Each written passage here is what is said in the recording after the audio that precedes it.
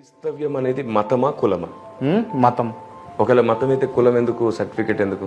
ఏది అది Indian constitution ప్రకారం ఉన్నది. అది క్రియేట్ చేయబడింది, కుట్ర చేసి రాజకీయ నాయకుల కుట్రతో కలిగింది. అది రాజకీయ నాయకుల కుట్ర ఖచ్చితంగా. ఎవరిపైన?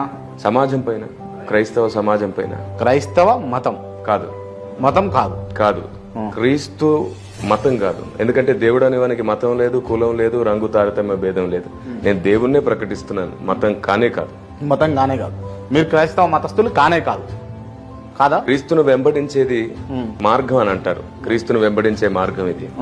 క్రైస్తవ మతం, మతం హిందూ మతం అనొద్దు, ముస్లిం మతం అనొద్దు, మతం అనొద్దు, మతం అనొద్దు.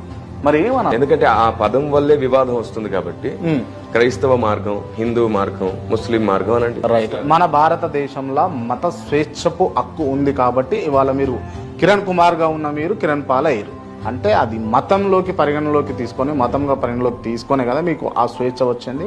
అవును. మరి అట్లాంటప్పుడు రాజ్యాంగ పరంగా వచ్చింది. రాజ్యాంగ పరంగా అది మతం కాదని మీరు ఎట్లా డిక్లేర్ చేస్తారు? నేను అదే చెప్తున్నాను. ఏమిటంటే ఏది మనుగడలో ఉందో, ఏ పదం మనుగడలో ఉందో ఆ పదాన్ని అర్థం చేసుకోవడానికి వాడబడింది. నేను చెబుతుంది ఏమిటంటే అర్థం అవ్వడానికి కావలసిన మాట చెప్తున్నాను. మతం అనే పేరుతో గొడవ అయితే అసలు ఆ పదమే పక్కన పెడతాం. ఎందుకంటే దేవునికి మతం లేదు.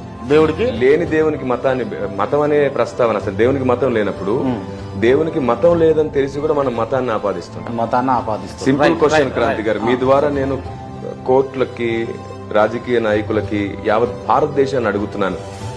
క్రైస్తవ్యం మతమా కులమా అని అడిగితే అందరు మతమే అంటారు కదా. మరి కులం సర్టిఫికెట్ దగ్గర ఎందుకు ఇబ్బంది పెడుతున్నారు కులం కానప్పుడు?